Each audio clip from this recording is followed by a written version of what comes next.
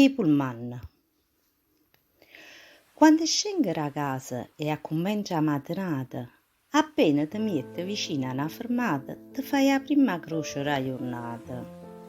Se uno pullman stai ora all'aspettare, perché se vai presto dopo pure scordare, ed è per questo che dico onestamente che là e NM si può pure ricettare.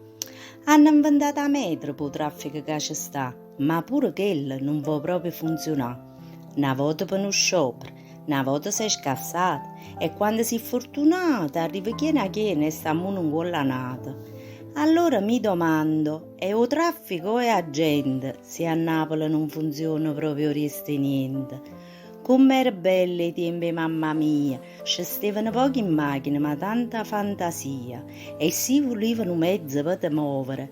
Era lenta ma assai più comoda, ti pigliavo o tram o la carrozzella e ti assicuro che era assai più bella.